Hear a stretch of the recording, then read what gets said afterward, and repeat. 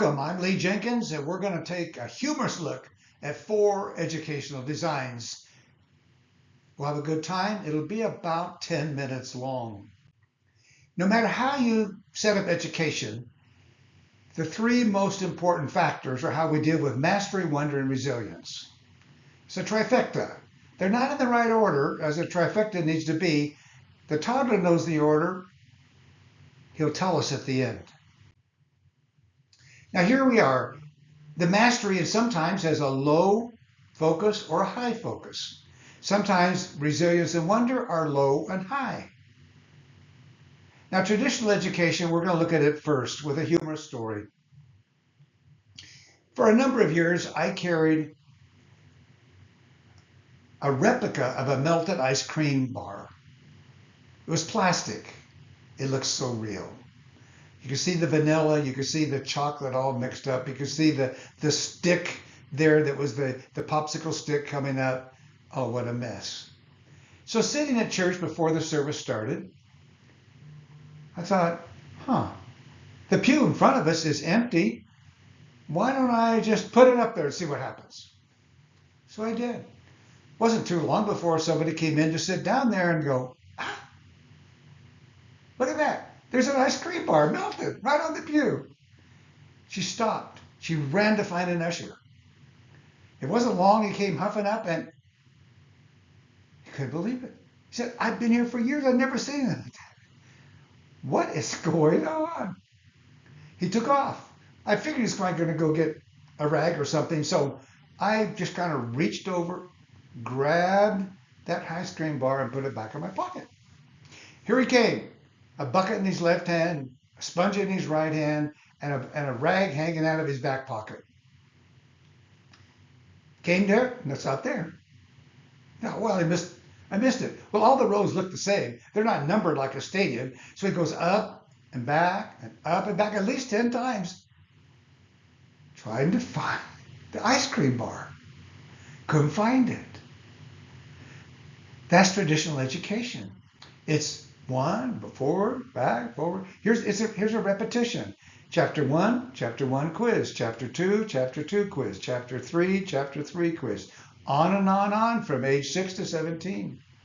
That's what it is. That it's a low focus on resilience and wonder. It's a complaint because the kids don't have resilience or wonder. We complain bring the kids when it was never a part of our planning. It's low mastery, even though we don't want that, but the kids learn early on. They don't have to remember it, they just have to know it for Friday. That's the traditional system I grew up with, and it's probably the one that most of you grew up with, unless you were fortunate not to be there. So there's options, there's 3 others, let's look at them. Let's look at accelerated traditional and the big lie. I celebrated my 40th birthday in Oregon as chair of the elementary education department at Oregon State University. This faculty there knew that I was going to have a birthday. I told them I was 39 and they planned a surprise birthday party for me. They invited my wife. That's when I got caught. She said, she walked in, saw the cake, said, "Happy birthday, Lee, 39 years. She said, no, Lee is 40. They didn't believe me anymore, they believed her. I didn't get away with my big lie. Really didn't get away with it because on Monday morning when I came to work, there were placards all over the education building that said, "Happy 40th, Dr. Jenkins." It's a big lie. That's what accelerated learning is. The idea is that if we bump every kid up 2 or 3 grade levels, add more homework so they can learn it, make it stressful during the day, that they're going to have a better life, even though we've robbed them of many of the joys of childhood. It's a lie. It's not true. But there's other choices. In a small college, there was a practice that freshmen, on a certain day of the year, early on, had to wear a beanie, and they had to wear their clothes inside out and backwards for a day. So a compliant freshman did that. He's in his car driving away from campus. And he looks in the rearview mirror and there's a flashing red light. He pulls over, got, oh no, what now? The policeman came up to the door and said, you need to step outside, young man. So he did. And he said, I need to see your driver's license. He said, well, here's the problem. I have to wear my clothes backwards and inside out. My wallet's right here in the front, but I can't get to it.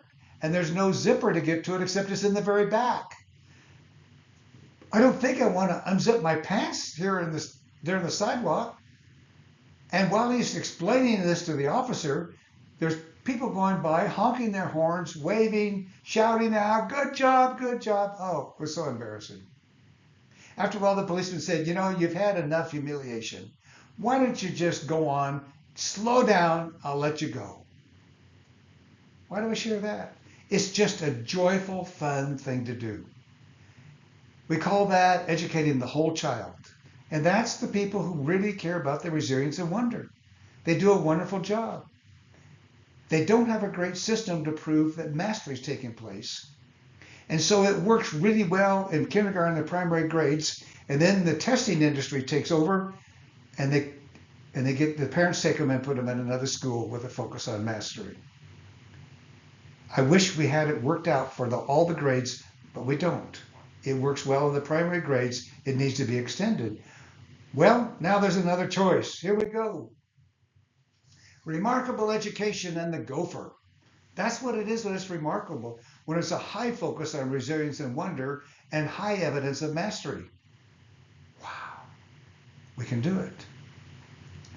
In college, there was units is what we had. There were 4 rooms to a unit, each with 2 people sharing the room, and a common bathroom for all 8. Well, at Easter break, one of the 8 went home to his family farm, and came back with a pet gopher. Now, whoever thought of a pet gopher? I never seen one, and you probably haven't either, but he had a pet gopher. It was in a fish bowl with a stovepipe on top so he couldn't get out. It was about half full of dirt. He got fed food every day, he had water. Seemed to be okay. Nice pet, I think. At least my friend liked it. The problem was, at night, he would stand on his hind legs and scratch that tin stovepipe. Scratch, scratch, scratch.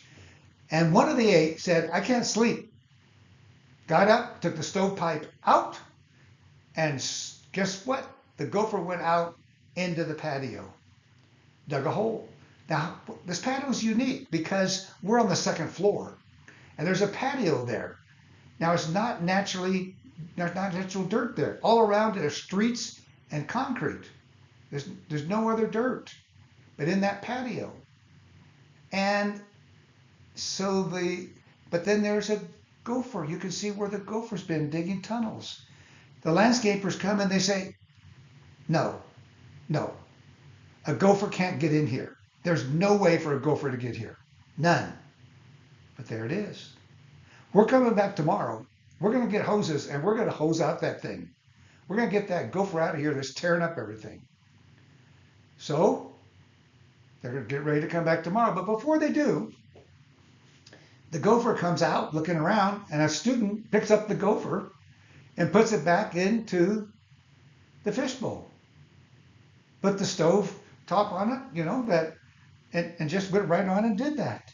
So the stovepipe was there. It was all in there again. Everything seemed to be normal. So the gardeners came and they hosed it. And they put water in there. You can't believe how much water they put in there. Flooded it. No gopher. It wasn't there anymore. So it seemed like we're back to normal. But then, same thing. Scratch, scratch, scratch, scratch. I think the same one of the 8 got up in the middle of the night, got the stovepipe out. Gopher goes out, digs a hole, and here comes the gardeners the next day. Can you believe it? There is another new tunnel that gopher's dug. How could that gopher survive all the water we put in there yesterday? Well, he wasn't there yesterday. So they decide we're going to do it again. And they do flush him out that time. Now, why am I sharing that with you? The landscaping people could not figure out the remarkable thing that happened, how in the world a gopher ever got there. And sometimes we can't figure out how we can have high mastery and the kids working hard with so much internal resilience, and they're so thankful and wondering at what they're learning.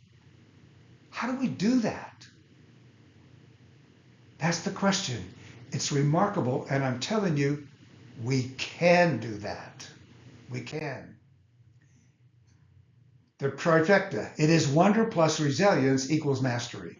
Not starting with mastery. We start with wonder, which builds resilience, and we get the mastery. The toddlers get it. Now, when you're thinking about improving a system, you have three assets: power, personality, and knowledge. That's it, three. You can't do it with power. You can't use power for students to have wonder and resilience. Maybe you could have power to give them a little more mastery, but not the others. Personality. Can't rely on personality. We know that in your school systems, or in some homeschools, some private, some public, there's teachers who have all the trifecta in place. They're a minority. They're the ones we remember, but they're 8 to 10% of the teachers have figured it out on their own. Or maybe it's because they don't teach a subject that is state tested, so therefore they have the freedom. And then there's knowledge. That's what people need. That's what we can offer. We can add to people's existing knowledge and think of ways that they can have this trifecta in place in all their classrooms. Now, to do that, first we have to remove the constraint. There is a constraint that's keeping education from being at its best. The same constraint's been there for over 40, maybe 50 years. A long time. We have to identify the constraint and replace it. We cannot add more on to get what we want. We have to take the constraint by the neck, take it out of there, and replace it. Now, when we're replacing it, we have to have replacements for wonder, resilience, and mastery. How do we get replacements for wonder? It's often choice. It's choice. When people have choices on how they're going to learn something, the wonder just keeps deepening. Resilience, how do we get that? It's with creativity and hands-on. That's what builds resilience. It's true for you and it's true for me. And mastery, we have to have a way that mastery works and that students have personal best and they contribute to classroom best. We want mastery where the teachers and the students celebrate together like a coach and the team.